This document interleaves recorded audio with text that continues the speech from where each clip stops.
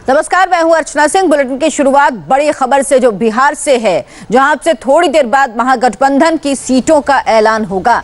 महागठबंधन की सीटों और उम्मीदवारों के नाम पर आखिरी मुहर लग चुकी है, बस औपचारिक ऐलान होना बाकी है। थोड़ी देर में पटना के होटल मौर्या में महागठबंधन की प्रेस कॉन्फ्रेंस होगी। आपको बता दें, महागठबंधन का पेच सुलझता हुआ दिख रहा है।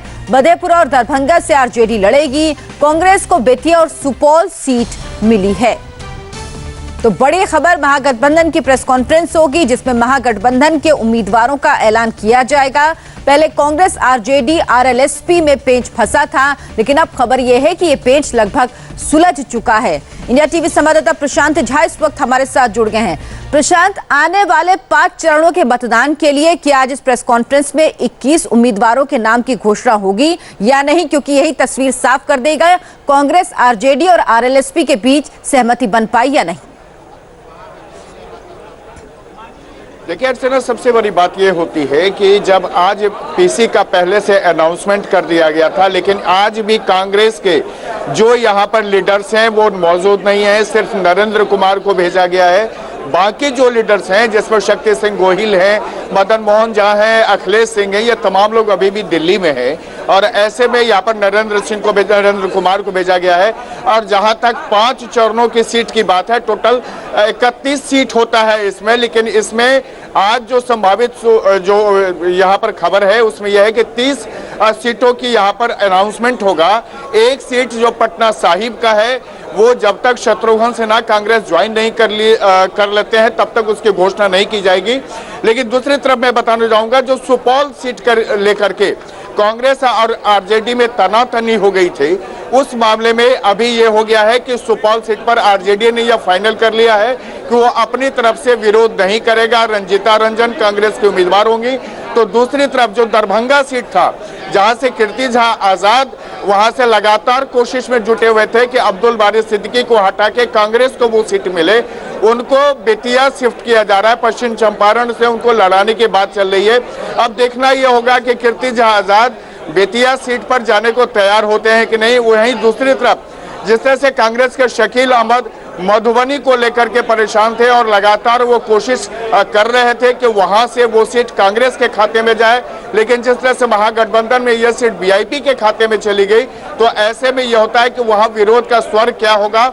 और उससे भी बड़ी बात है अर्चना कि अभी जो यहाँ पर पीसी होने वाली है, जो 30 सीटों का ऐलान अभी होना है, उसमें तेजस्वी यादव अभी तक नहीं पहुंचे हैं। 10 बजे का समय था, 10:30 बज गए हैं, आधे घंटे विलंब हो गए हैं। आप देखेंगे मंच पर जो रामचंद्र पूर्वे आरजेडी के प्रदेश अध्यक्ष हैं, आलोक मेहता, वो तो आ गए हैं, लेकिन ना हम का कोई नेता पहुंचा है, बड़ा नेता, ना ही वीआईपी का, ना रालोसपा का कोई बड़ा नेता यहाँ नहीं पहुंचा है अभी तक। प्रशांत, यानी तस्वीर जो अब तक दिख रही है वो ये कुछ ना कुछ हद तक बयां कर रही है कि अभी भी सहमति नहीं बन पाई है, स्थिति साफ नहीं है, क्योंकि मदन मोहन झा, शक्ति सिंह गोहिल दिल्ली में है, तेजस्वी यादव प्रेस कॉन्फ्रेंस के लिए पहुंचे नहीं है, हम आरएलएसपी का कोई बड़ा नेता पहुंचा नहीं है। तो देखना होगा ये प्रेस कॉन्फ्रेंस कितनी देर में होती है और इसमें क्या कुछ घोषणा होती है। हम आपके पास लगातार लौटेंगे। फिलहाल आपका बहुत बहुत शुक्रिया।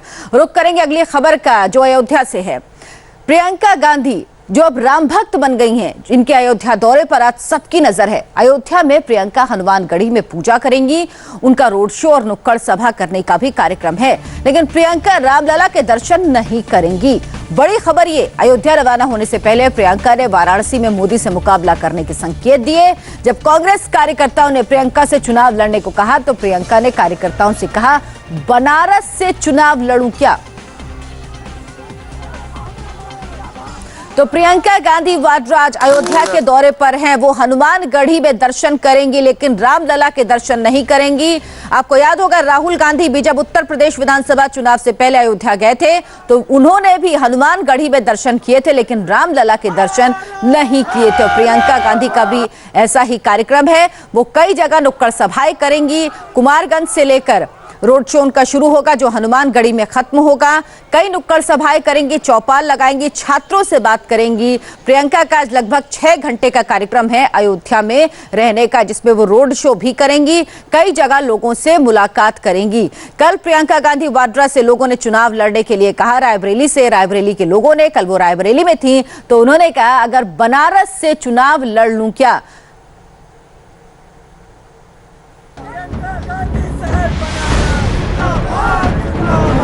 पूरे 6 करोड़ जिले से आए सम्मान के और बुजुर्गों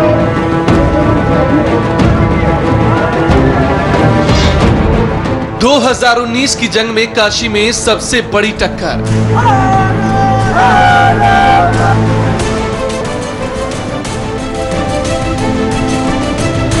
क्या बनारस से लोकसभा चुनाव लड़ेंगी प्रियंका गांधी?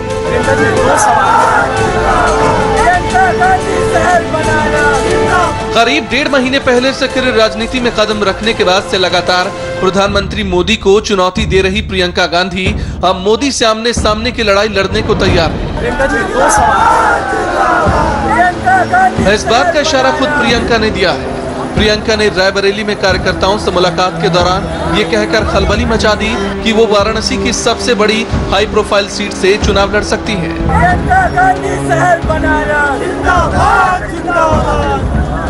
रायबरेली में कार्यकर्ताओं ने प्रियंका से चुनाव लड़ने की मांग की है। इस पर प्रियंका ने कार्यकर्ताओं से कहा, अगर वाराणसी से चुनाव लड़ूं तो कैसा रहेगा।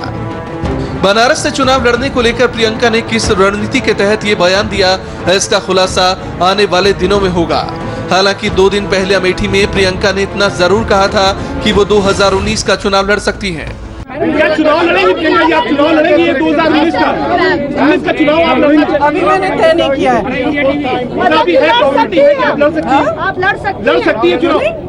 आप भी लड़ सकती हैं। आप 19 में लड़ेंगी? 19 में चुनाव आप लड़ सकती हैं? 19 के चुनाव Will you campaign in other parts of 2019 के चुनाव लड़ सकती हैं? अगर मेरी पार्टी कहेगी कि चुनाव लड़ना है तो मैं जरूर लड़ूंगी। रायबरेली से लड़ेंगी? खुद मेरी इच्छा है कि मैं पार्टी के लिए काम करूं, क्योंकि बहुत संगठन का बहुत काम है and I prefer to be campaigning in other parts of the country as well? I don't know yet, I will wait for direction. Priyanka चुनाव लड़ती हैं या सिर्फ प्रचार करती हैं, ये तो वक्त बताएगा। वैसे प्रियंका सॉफ्ट हिंदुत्व के सहारे कांग्रेस को संजीवनी देने में जुटी हैं। आज प्रियंका अयोध्या के दौरे पर हैं। काशी में शिव भक्त अवतार के बाद आज प्रियंका राम भक्त बनेंगी। प्रियंका हनुमानगढ़ी में पूजा करेंगी, लेकिन अयोध्या जाकर भी रामलला के दर्शन का उनका कोई कार्यक्रम नहीं है। अयोध्या में प्रियंका कार्यकर्ताओं से मिलेंगी, नुक्कड़ सभाएं करेंगी और अयोध्या में रोड शो भी निकालेंगी।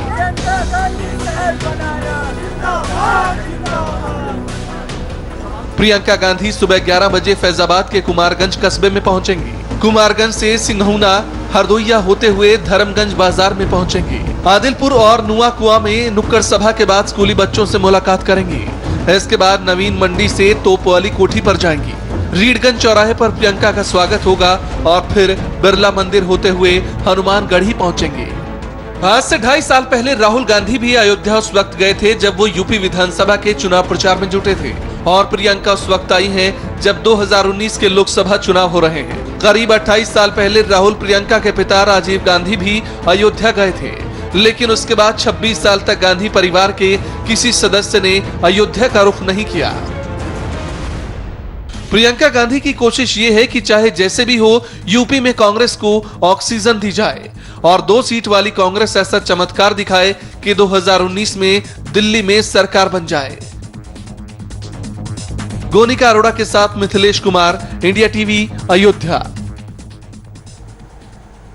तो पिछले 3 दिन से प्रियंका गांधी वाड्रा यूपी के दौरे पर हैं। 27 मार्च को प्रियंका अमेठी गई और 28 मार्च को रायबरेली में मीटिंग की। आज प्रियंका अयोध्या में हैं।